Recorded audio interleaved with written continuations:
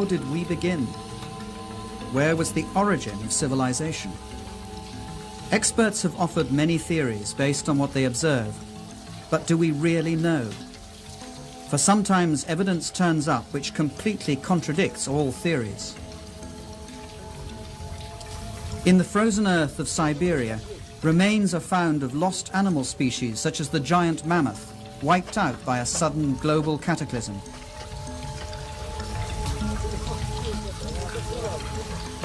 Ancient maps have been discovered which show the continent of Antarctica centuries before we discovered it.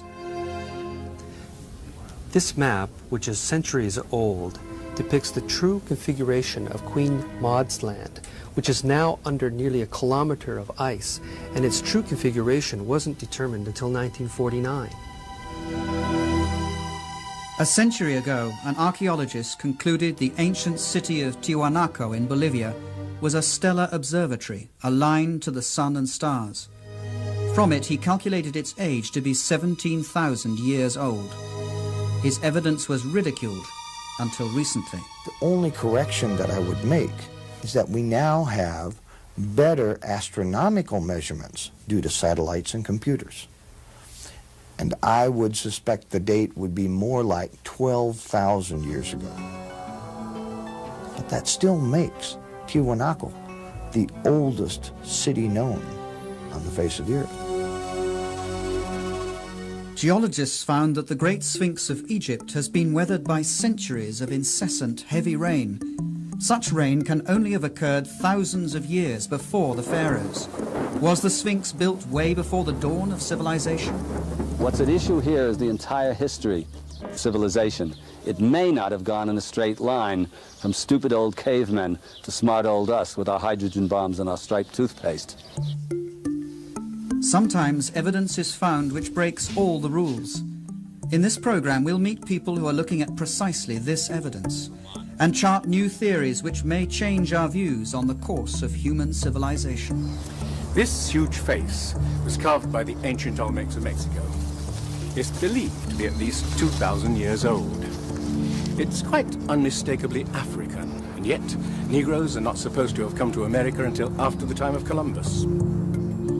In his book From Atlantis to the Sphinx, author Colin Wilson collects clues which he and others believe to reveal footprints of a lost, advanced civilization that existed before history began.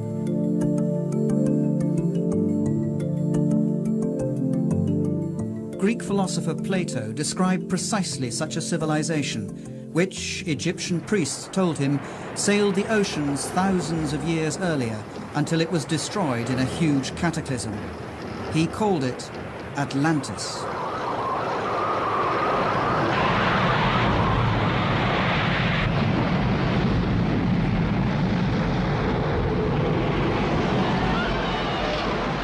Atlantis, a huge cataclysm.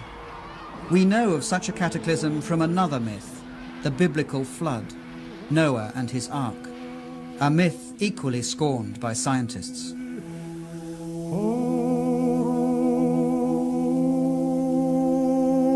Yet, when they reject the biblical deluge and Noah's Ark as fable, scientists are ignoring the fact that across the entire world there are hundreds of flood myths, quite apart from the Mesopotamian and the Hebrew accounts, which tell the same story of a worldwide disaster which virtually wiped out mankind before the beginning of recorded history.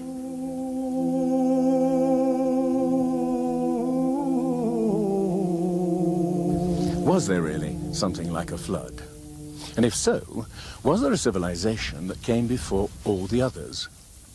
I'm saying a civilization and not Atlantis, because as soon as you mention that word Atlantis, every scientist groans, "Oh no," and stops listening.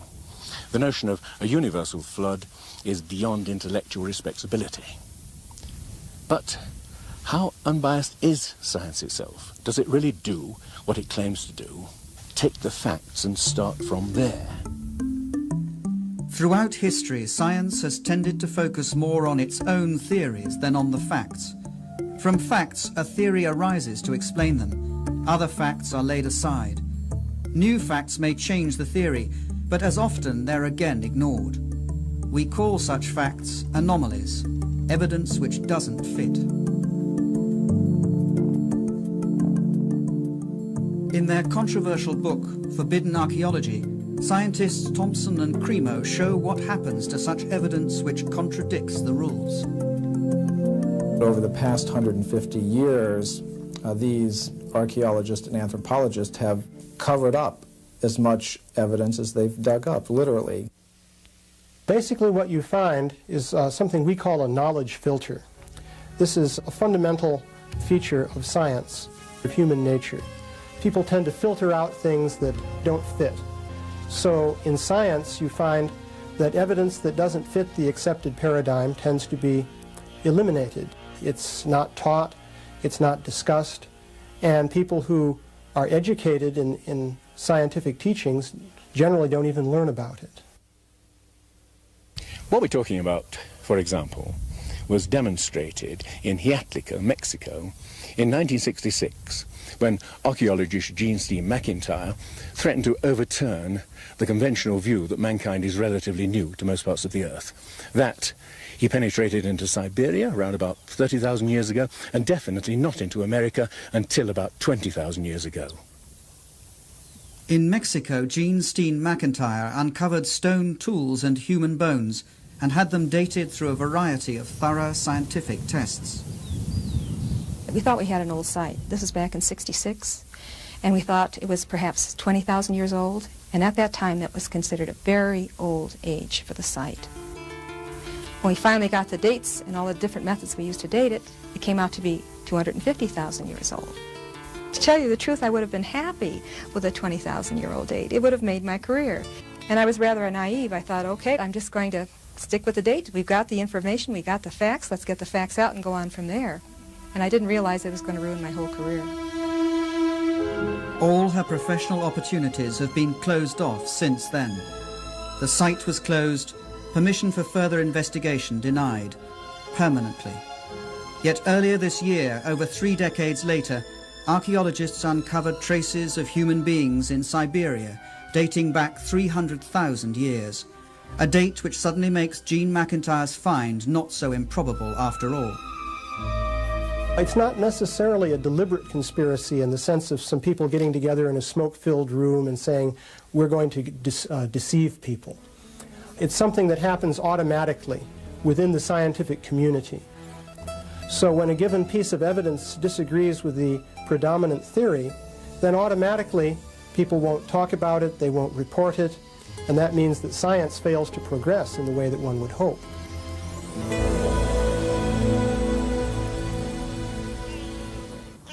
Is science overlooking evidence of a past we have forgotten?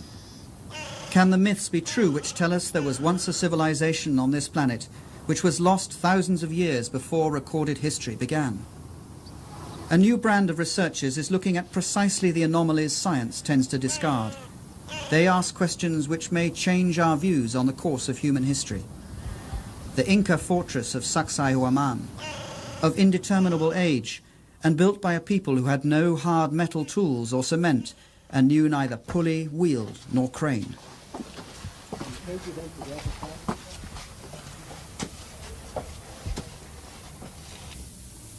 And just look at this stone. I've counted 11 corners. This thing must weigh more than 200 family-sized cars, and it reveals the incredible craftsmanship of the people who built it. These things also reveal something else, an incredible ability to handle things of this size. How on earth did they get it up there?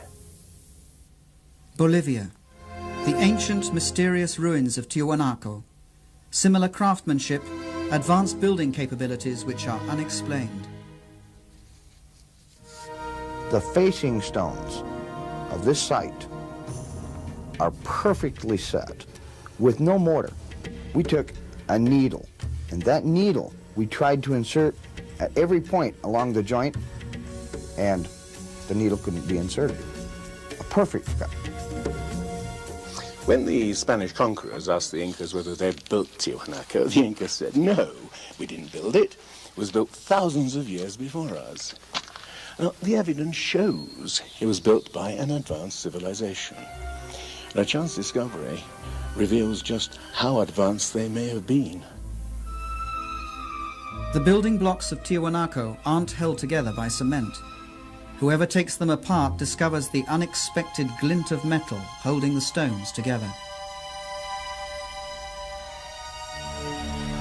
What I find amazing here is that to move to each site where the staple was needed, they had to have something like a portable smelting plant to maintain this metal in a molten state.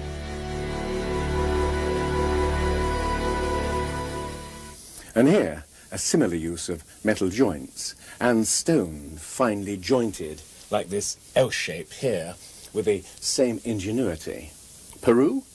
No, we're a continent away, in Africa. Egypt, land of the pyramids.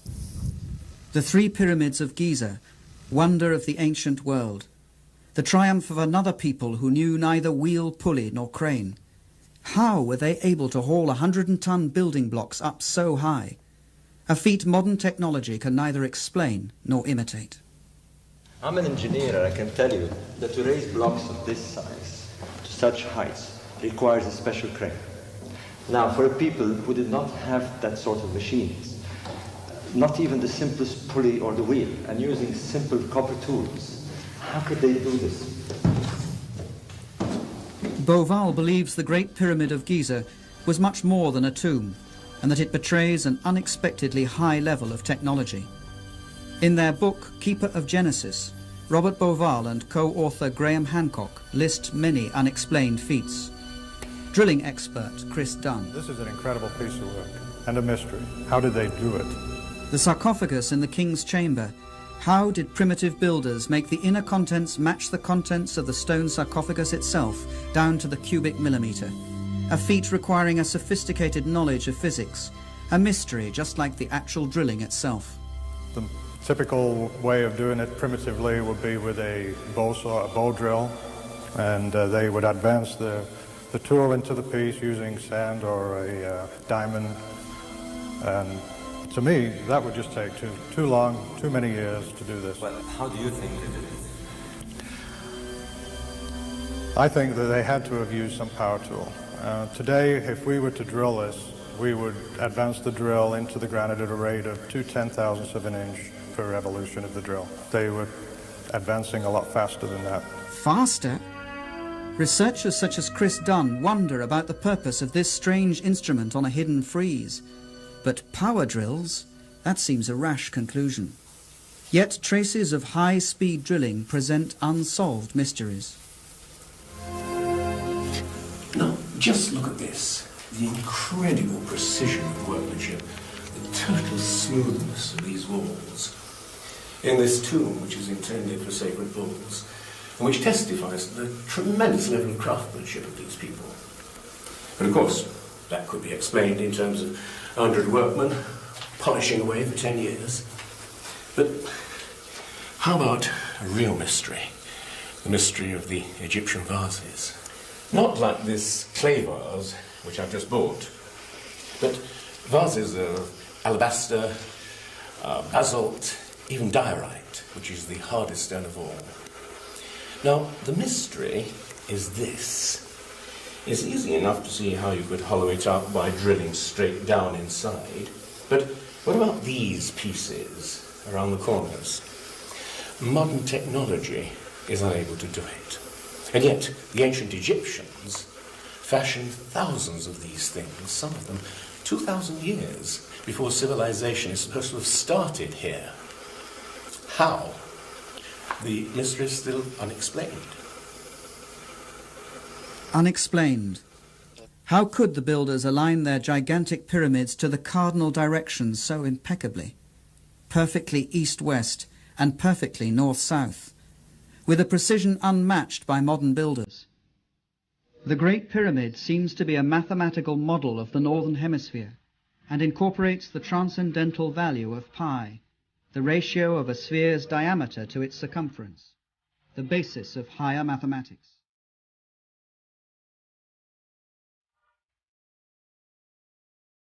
it's clear that what we have here is an advanced system of mathematics and technology at a time when this isn't supposed to have existed. And to achieve these results, the ancient builders had to use a slope of 52 degrees. Any other slope just wouldn't work.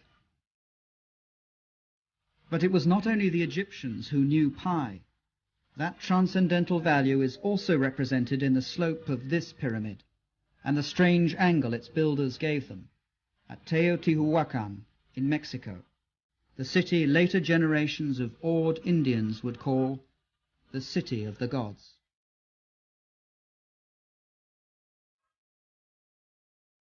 This city was once bigger than Imperial Rome. What you can see here are a series of basins that were once filled with water, whose smooth mirror-like surface reflected the heavens, and also whose ripples would serve as some kind of earthquake warning. These temples on the opposite side are believed to represent the heavenly bodies. This whole place seems to have a kind of obsession with astronomy and with eternity. On the equinoxes, on March the 21st and September the 21st, these pyramids cast a giant shadow straight along the axis, which made them the perfect clock for a people who were obsessed with the measurement of time and of precession.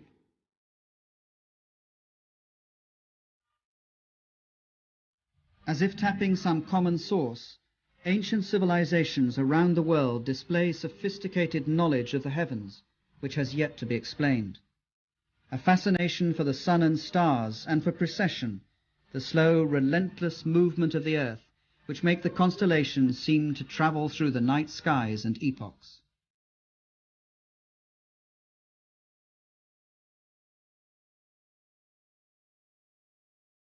Scholars say that the ancient Egyptians did not have a high knowledge of astronomy. But here is evidence of their fascination and sophisticated knowledge of the sky. Look at the zodiac constellations: Leo, Taurus, Pisces, and here the constellation of Orion. Beauval believes astronomy is a key to the many mysteries of the pyramids of Giza. Ancient Egyptians saw the constellation of Orion as their god Osiris, lord of the dead, the night skies, and the afterlife. Beauval found the god in evidence all over the Giza pyramids. This is the real mystery. Small shafts leading upward, no more than ventilation shafts to Egyptologists, but astronomers thought differently. To ancient Egypt, this was Rostau, gateway to the netherworld, kingdom of the god Osiris, or Orion. To the ancient Egyptian, Orion was Osiris, the high god of resurrection. Now, this is a reconstruction of the sky in 2500 BC, and I was amazed to discover this. The shafts led up to Orion and the star Sirius, or Isis, consort of Osiris. In ancient texts, Beauval finds they must have served in a secret ceremony to make dead pharaohs resurrect as stars in the constellation of Orion. One of these texts says, "May you traverse the winding waterway, the Milky Way, and may you go to the place where Orion is."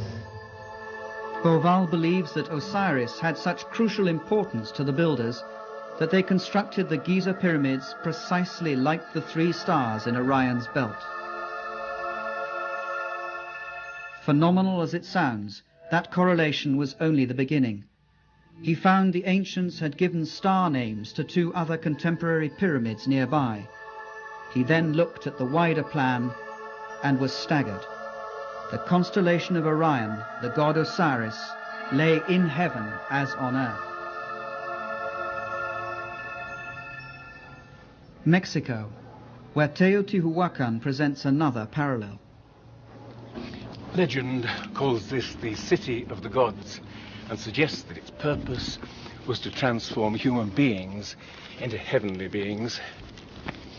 As in Egypt, with the pyramids of Giza, the myths speak of its meaning as reincarnation in the stars.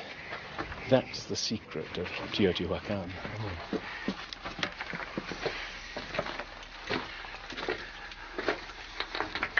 But an even greater enigma lies in the pyramid up above me. When it was first excavated in 1906, they discovered an enormous sheet of mica.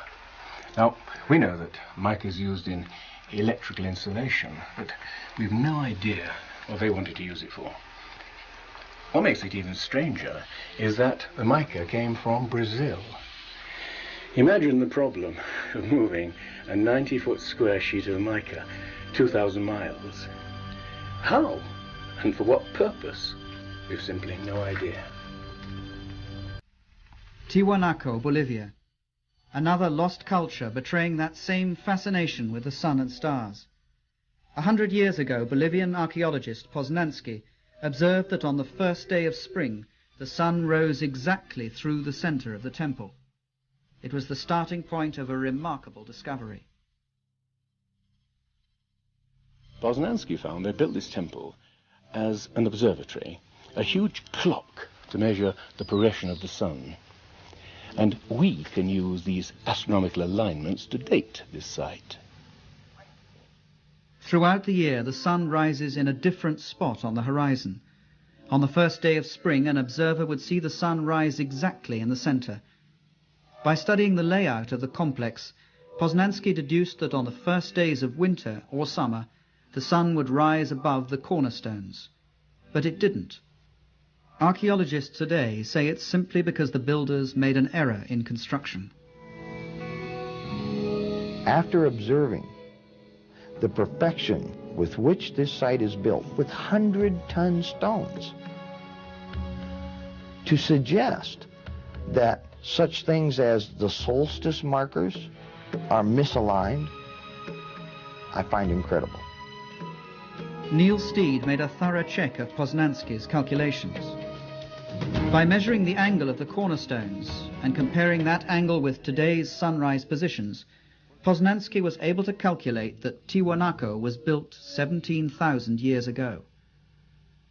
At that time, the tilt of the Earth's axis was slightly different than it is today. At that date, the summer and winter suns would have risen directly above the cornerstones.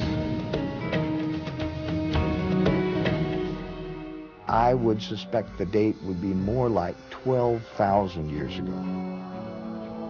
But that should make each and every one of us fully question the origins of civilization.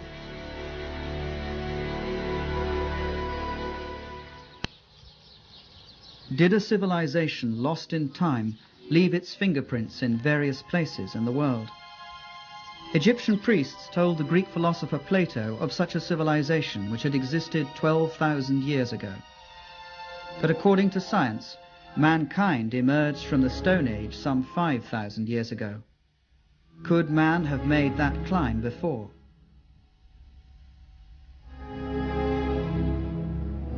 In Egypt, investigator John West found that the Sphinx of Giza wasn't weathered in the same way as its surroundings, eroded by sand and desert winds. Instead of horizontal weathering, the Sphinx shows rounded, undulating marks of erosion. You don't even have to be a geologist to look at it and see what must have been responsible for that kind of weathering. Only water pouring in sheets over the enclosure wall could have produced those rounded contours.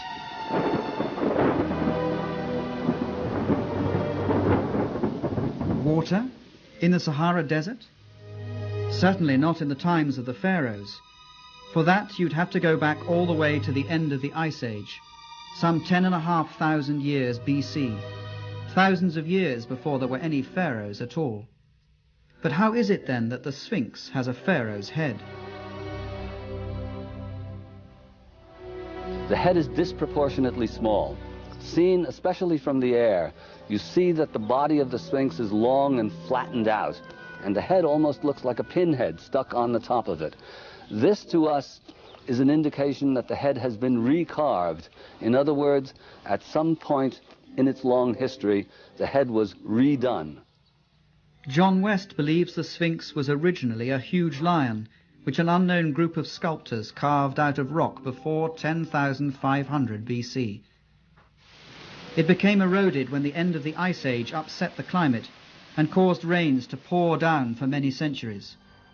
Only thousands of years later would pharaohs carve its head into their own image. The Sphinx more than twice as old as was thought until now. The theory is ridiculed by Egyptologists, but geologists simply tell them the facts are there. Stranger still, according to Robert Bauval, astronomical evidence suggests that the pyramids of Giza all seem to point to that incredible old age. The layout of Giza matches uncannily with the position of Orion in the year 10,500 BC, a time when the Sphinx looked at Leo, its own image in the skies. When Orion started a slow ascent through the epochs, signaling a new era. The setting of Orion at that distant date even corresponds precisely with the three small pyramids behind the pyramids themselves. And there are many other bewildering facts astronomy provides.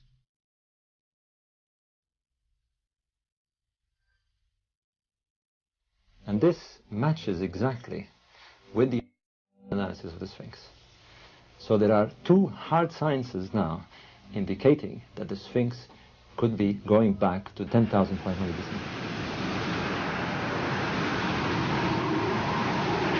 Egypt experienced major and dramatic changes at the end of the Ice Age, particularly about 10,500 BC, when very high, exceptionally high floods covered the floodplain, and it ended things both in the Delta and the Nile Valley in general. 10,500 BC, a time of floods. Could the designers of Giza point back to that distant time? The time their myths say that the god Osiris and his helpers ascended from chaos to bring first fruits of civilization. Where did they come from?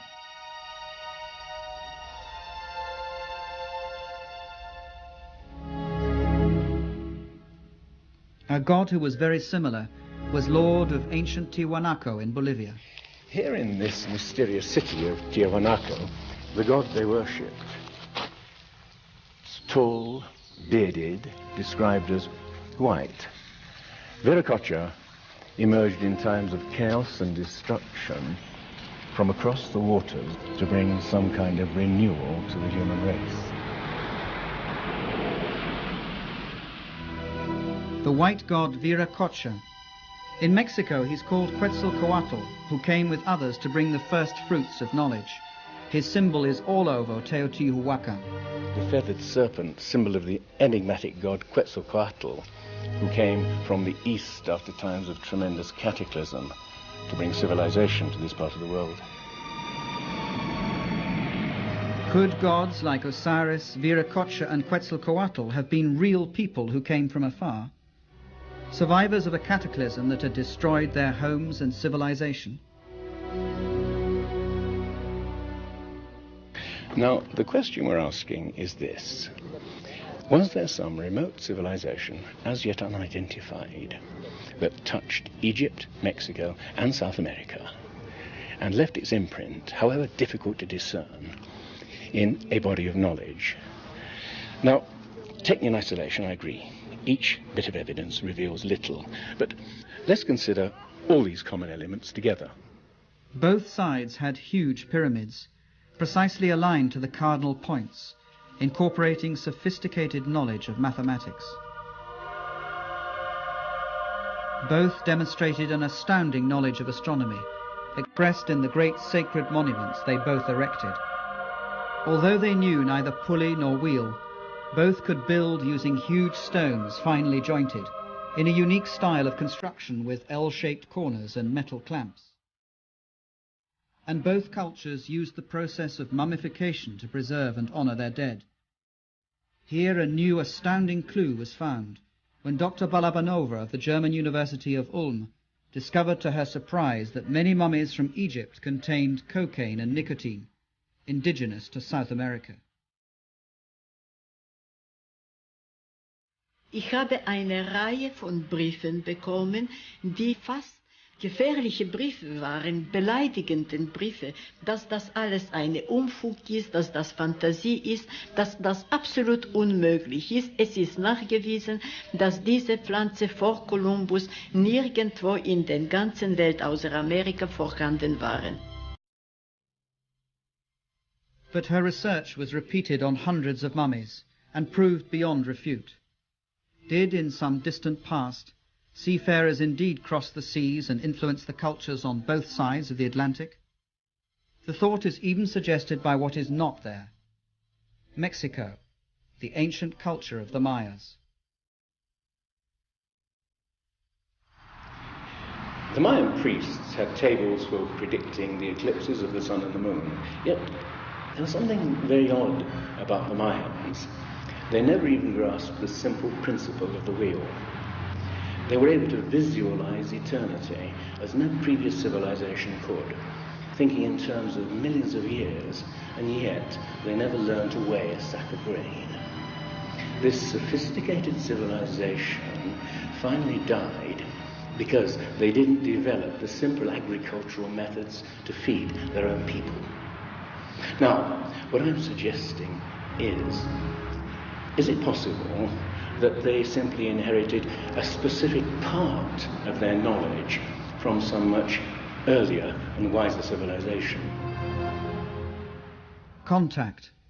Sometimes the evidence is there for all to see. The ancient Olmecs in Mexico gave their rulers the face of an African. And how about this, carved by these same Olmecs? It's genetically impossible for Indians to have beards, and yet you have this face of a white Caucasian male carved perhaps 2,000 years before the Spaniards first came to the New World.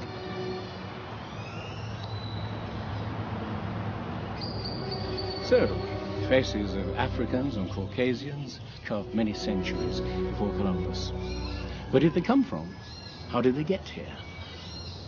How did they come to influence the most ancient culture of Central America, the mother culture of Mexico? All that archaeologists know is that they suddenly materialized, fully evolved, about 1500 BC. No sign of a development phase. These people, whose characteristic expression was the carving of huge stone heads of Caucasian and Africans, seem to have come out of nowhere.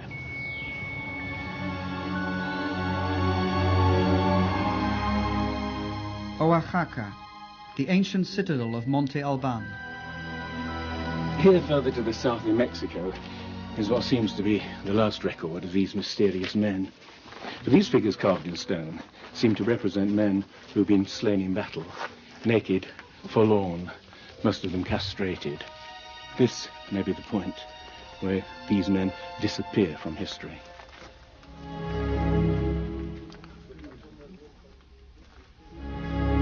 So, a sophisticated seafaring civilization that crossed the Atlantic centuries before Columbus. But there's another piece of evidence. There are old maps that suggest that ancient seafarers possessed a knowledge of the globe that's never been explained. A puzzle for scientists throughout this century. In 1513, Turkish Admiral Piri Reis mapped out parts of the world no one had ever seen at the time. Columbus only explored the areas of the Caribbean. He didn't get to South America. He didn't get down to this area of South America all the way down to Antarctica. He didn't get anywhere near this area. But these maps are showing all these features accurately well before Columbus or the European explorers have reached these areas. This map, which is centuries old, depicts the true configuration of Queen Maud's Land, which is now under nearly a kilometer of ice, and its true configuration wasn't determined until 1949. Unexplained. Cartographers have long pondered the strange projection used. It was found to resemble the one a modern nuclear submarine uses, which measures the world as it moves away from the center where it prowls. In this case, its center lay in Syene, Egypt, home of ancient cartographers. The map only seems distorted, but it accurately shows this part of the world. And there's more. To my mind, the most significant aspect of the Piri Reis map is the fact that it accurately depicts longitude, something that Europeans weren't capable of doing until the 18th century, but this is a 16th century map. Longitude. That story began on these beaches in the year 1707, when the English fleet was sailing from the Mediterranean towards the coast of England. Now, in those days, it was quite easy to determine how far north or south you were by measuring the angle that the sun or the stars made of the Earth's surface. But there was no technology for determining how far east or west you were, longitude. Well, Admiral Sir Cloudesley Shovel was infuriated when a sailor from the West Country told him that he was about 20 miles too far east and was likely to wreck the fleet on the coast. When his officers assured him that the course was correct, he had the sailor hanged for insubordination. In his last dying moments, he must have wished that he hadn't. Ships before had foundered in thousands, but now the loss of an entire fleet started the hunt for an accurate clock which would enable the calculation of longitude. It would take 2 more generations before it was finally developed. Yet the Piri-Reis map, made 250 years earlier, already shows knowledge of longitude. On the Piri-Reis map is mentioned the fact that it's compiled from many other source maps. These are copies of copies of copies. Well, most of the people who've researched this believe that the maps went back to at least the time of Alexander the Great, but they are really much older than even that. Maps of the world, drawn way before we learned to sail the oceans? Unexplained building technology? Sophisticated knowledge of mathematics, astronomy? If there was such an advanced civilization capable of passing on its knowledge to the Sphinx builders, to the people of the Andes and Mexico, what happened to it? Well, Plato said that there was such a technologically advanced civilization able to sail the oceans of the world. Atlantis, lying on a huge island continent. Rejecting a lost civilization, science equally rejects the notion of a worldwide catastrophe that destroyed it. But the accounts of Plato or the Bible do not stand alone. The Popol Vuh, the sacred book of the Mayans, speaks of huge tidal waves and floods, of skies that darken for months on end, of indescribable cold and black rain and hail. The ancient Egyptians talked of a time of chaos, floods and darkness, from which the gods emerged to shape the land of Egypt.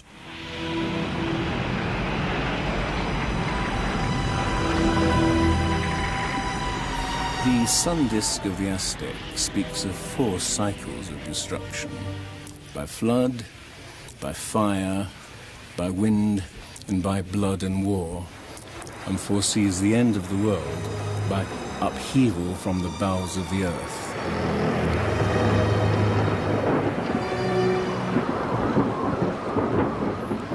Myths from elsewhere in Asia and America speak of apocalyptic floods, a deluge of fire from volcanic eruptions and earthquakes. They speak with a disturbing realism of a past that we can neither clearly remember nor entirely forget. Scholars are inclined to believe that the flood is the fantasy of ancient poets. But suppose the scholars are wrong. Suppose some series of terrible natural catastrophes did reduce our ancestors to small groups living far apart, scattered all over the world. What we're looking for is some epoch that fits the myths as snugly as the slipper fits Cinderella's foot. A clue. The La Brea tar pit of California. Mass grave for over 1 million animals, now turned into a tourist attraction. Well, deep below the surface here, you have the Salt Lake oil field. Asphalt seeps out through the cracks and fissures like a tremendous flypaper, and it catches animals in the asphalt. And we have incredible resources here from the animals that were trapped in this method during the last 40,000 years. The tar pits read like a book of ancient times, when animals abounded which we never thought of as indigenous to America at all. Mammoths, elephants, rhinos, giant sloths, saber-toothed tigers, even horses and camels. Then a huge catastrophe wiped them out, apparently within a few decades. The time is around 10,500 BC, over 12,000 years ago. The big animals, any mammal larger than a coyote, largely became extinct within a few tens of years. Yes, that is, in fact, a great catastrophe. A record of catastrophe. The end of the Ice Age, 10,500 BC, over 12,000 years ago. Temperatures that had remained relatively stable for thousands of years suddenly shoot upwards. A staggering increase of over 5 degrees in the twinkling of an eye, a period of 3 to 10 years only. That is the amazing discovery of scientists who drilled into Greenland's ice cap to investigate changes in the atmosphere. This Greenland ice core, some people have called it the Rosetta Stone of climate, because to be able to see that climate can shift so quickly was really a major find. And that change occurred over maybe 3 years to only a couple of decades, close to what we see today. We had found phenomenal changes in the chemistry of the ice. We found that during the period when the ice sheets were starting to melt away, that we have more signals of volcanic deposition and of greater magnitude, or greater concentrations than at any other time over the last 110,000 years that we've measured. Unprecedented volcanic upheaval coupled with atmospheric turmoil and huge floods. For as ice sheets over a mile thick melted within decades, sea level shot up by 4,500 feet. Suddenly seas appeared where land had been.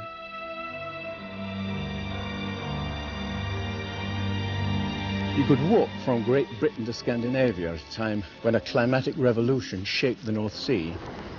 It was a time when great floods covered the plains of North America, so that the skeletons of whales are found in Michigan. A time of cataclysm at the end of the Ice Age, which may fit the myth. In the New World alone, about 70 kinds of animals became extinct. Saber-toothed cats, mammoths, giant sloths, horses, camels. Let me just put that in perspective. Over the previous 200,000 years, less than 1/3 of that number had become extinct. And that same extraordinary pattern of extinction was repeated over Europe and Asia. In the permafrost of Siberia and Alaska, tangled masses of bones are found of millions of animals which perished in a cataclysm. The giant mammoth didn't fall victim to the hunters of prehistory. He was felled by natural catastrophe. At the turn of the century, Siberian hunters stumbled across the frozen skull of one huge animal. When it was dug out and transported, its stomach was found to contain undigested plants from a temperate climate. The animal had been deep frozen faster than any modern freezer is capable of. What is certain is that some 12 or 13,000 years ago, a terrible cold descended on Siberia and hasn't relaxed its grip ever since. This riddle of the instant frozen mammoths has given way to some strange anecdotes, some true, some untrue, like the mammoth steak served in Fairbanks, Alaska. But what is certainly authentic is a report by the Russian 19th century naturalist Baron Wrangel, who discovered Bear Island, which is north of Siberia, and where the sand was literally held together by reefs of bones and tusks of mammoths and other animals that had disappeared in some strange primeval catastrophe. These mass extinctions, this tremendous volcanic activity, this rapidity of the melting of the ice seems to suggest some enormous climatic revolution that took place about 12,000 years ago. There seems to be some unknown factor that we can't put our fingers on. The end of the Ice Age. What made it a revolution? Here's the big question. What brought on cataclysm? One of the best theories that has been put forward is by an American, Charles Hapgood, who suggested something he called earth crust displacement, which meant that the whole crust of the earth shifted around suddenly like the skin of an orange. The whole outer shell of the earth, it's only 1/3 of 1% of the earth's mass. Like the peel of an orange, if it was loose, it moves. Thinner than an eggshell, the Earth's crust rests on a molten liquid interior. The ruling theory on the Earth's crust is that of plate tectonics, continents slowly drifting apart over hundreds of millions of years. Though science scorned the theory for over half a century, it now equally scorns the notion that the Earth's crust could move as a whole and suddenly. But one scientist was mesmerized by the idea. Had he lived longer, Earth crust displacement would have been considered more seriously. His name was Albert Einstein. This is a summary of what he said. When I came across Hapgood's work, I was electrified. Here was an idea that was simple, but could explain a whole range of problems. Hapgood had the theory. The question was, what was the mechanism that set this whole gigantic thing in motion? And it was Einstein who came up with the suggestion. The enormous amount of ice that builds up around the poles can become 2 miles thick, ice that extended right into the middle of the continent of America. And these billions, countless billion tons of ice, if they formed in an imbalanced way, would cause the Earth, as it were, to judder like a wheel with a great weight placed on its rim. This judder would in fact be sufficient to cause that switching of the crust of the Earth. 55,000 years ago, the North Pole lay close to Europe, but suddenly swept to Hudson Bay in Canada. And around 12,500 BC, it suddenly shifted again, almost 2,000 miles to where it lies now. Or is it better to say the lands and seas have been swept across the pole, propelled by a sudden displacement of the Earth's crust? If so, this is one of the things which would have happened at the end of the Ice Age. The displacement propelled America out of the polar zone. The sea to the north of it froze over with a thin sheet only meters thick. The huge old ice sheet over North America, more than a mile thick, suddenly melted in a matter of years. Now, what's so interesting about the Hapgood-Einstein theory is that it also explains all kinds of other myths quite apart from the myths of flood. There are myths of tremendous earthquakes, volcanic catastrophes, black rain falling from the sky, sudden freeze-ups of whole lands. And you can see that in point of fact this is precisely what would happen if the Earth's crust switched around. Quite suddenly, areas that had previously been freezing would suddenly be switched into regions. Things like that flash-frozen mammoth of Siberia. Whole species would be wiped out.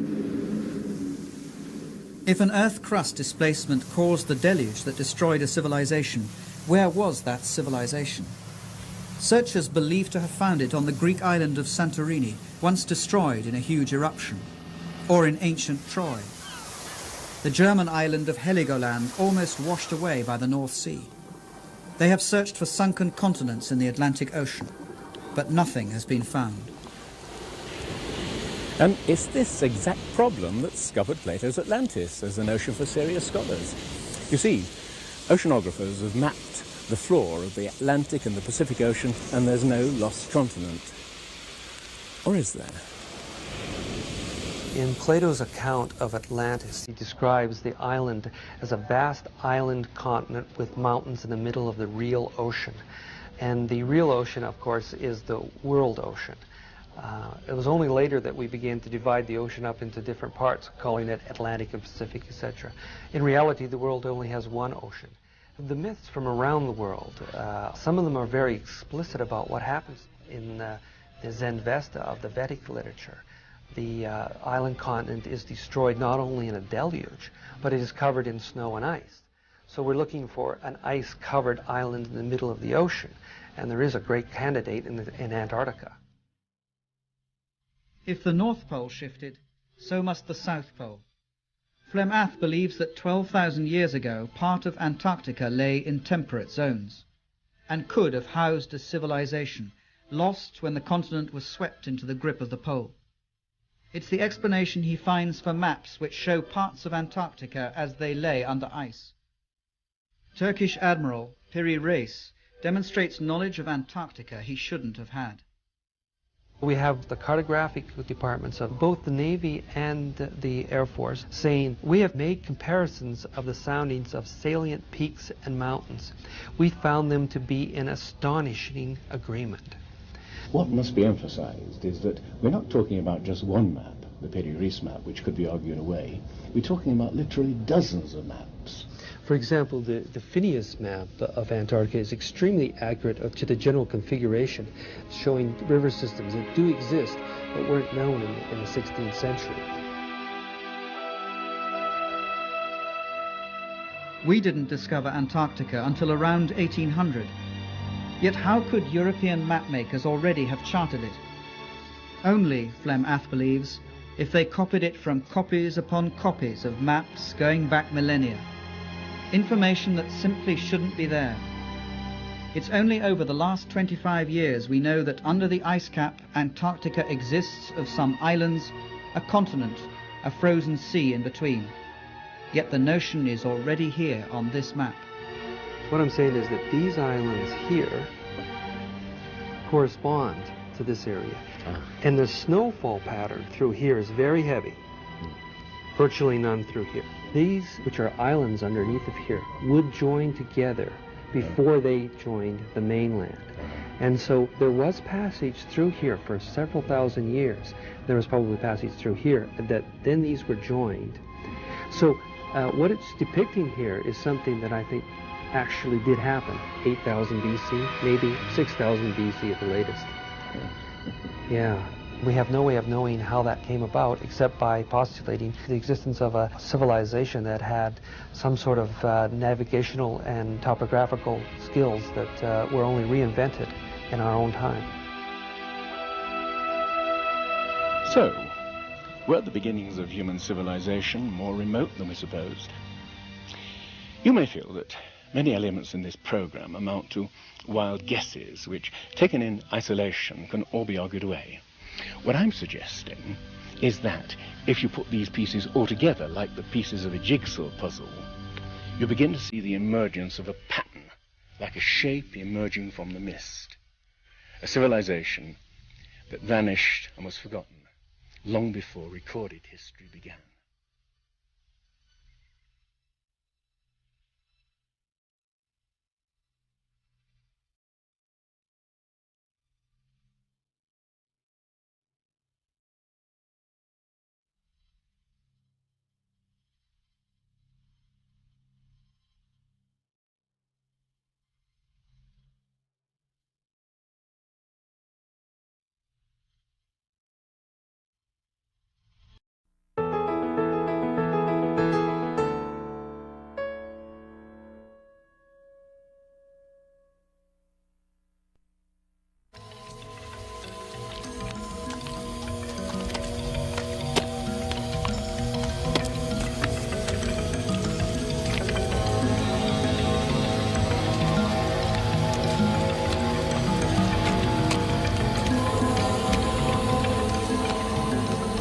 How did we begin? Where was the origin of civilization? Experts have offered many theories based on what they observe, but do we really know? For sometimes evidence turns up which completely contradicts all theories. In the frozen earth of Siberia, remains are found of lost animal species such as the giant mammoth, wiped out by a sudden global cataclysm.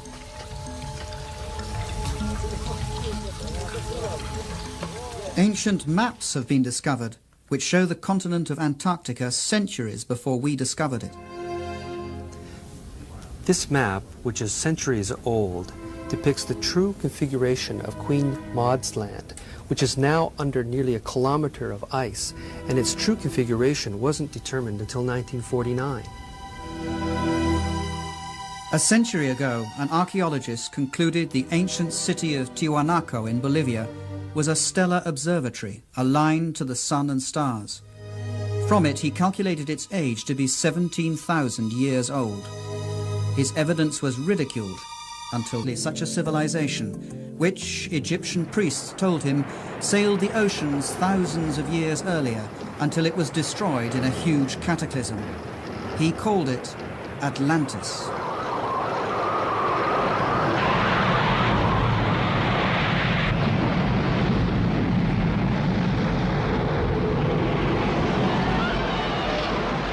Atlantis, a huge cataclysm. We know of such a cataclysm from another myth, the biblical flood, Noah and his ark, a myth equally scorned by scientists.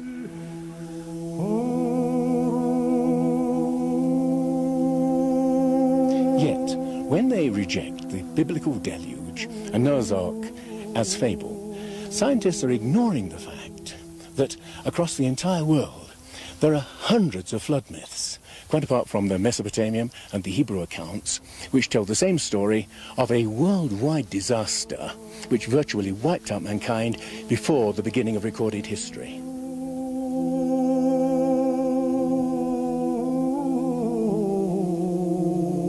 Was there really something like a flood? And if so, was there a civilization that came before all the others? I'm saying a civilization and not Atlantis, because as soon as you mention that word Atlantis, every scientist groans, "Oh no," and stops listening. The notion of a universal flood is beyond intellectual respectability. But how unbiased is science itself? Does it really do what it claims to do? Take note. In Mexico, Jean Steen McIntyre uncovered stone tools and human bones and had them dated through a variety of thorough scientific tests. We thought we had an old site. This is back in '66, and we thought it was perhaps 20,000 years old, and at that time that was considered a very old age for the site. When we finally got the dates and all the different methods we used to date it, it came out to be 250,000 years old. To tell you the truth, I would have been happy with a 20,000-year-old date. It would have made my career. And I was rather naive. I thought, okay, I'm just going to stick with the date. We've got the information, we got the facts, let's get the facts out and go on from there. And I didn't realize it was going to ruin my whole career. All her professional opportunities have been closed off since then. The site was closed, permission for further investigation denied, permanently. Yet earlier this year, over 3 decades later, archaeologists uncovered traces of human beings in Siberia dating back 300,000 years, a date which suddenly makes Jean McIntyre's find not so improbable after all. It's not necessarily a deliberate conspiracy in the sense of some people getting together in a smoke-filled room and saying, we're going to deceive people. It's something that happens automatically within the scientific community. So when a given piece of evidence disagrees with the predominant theory, then automatically people won't talk about it, they won't report it, and that means that science fails to progress in the way that one would hope. Recently, the only correction that I would make is that we now have better astronomical measurements due to satellites and computers. And I would suspect the date would be more like 12,000 years ago. But that still makes Tiwanaku the oldest city known on the face of the earth. Geologists found that the Great Sphinx of Egypt has been weathered by centuries of incessant heavy rain. Such rain can only have occurred thousands of years before the pharaohs. Was the Sphinx built way before the dawn of civilization? What's at issue here is the entire history of civilization. It may not have gone in a straight line from stupid old cavemen to smart old us with our hydrogen bombs and our striped toothpaste. Sometimes evidence is found which breaks all the rules. In this program, we'll meet people who are looking at precisely this evidence and chart new theories which may change our views on the course of human civilization. This huge face was carved by the ancient Olmecs of Mexico. It's believed to be at least 2,000 years old. It's quite unmistakably African, and yet Negroes are not supposed to have come to America until after the time of Columbus. In his book From Atlantis to the Sphinx, author Colin Wilson collects clues which he and others believe to reveal footprints of a lost, advanced civilization that existed before history began.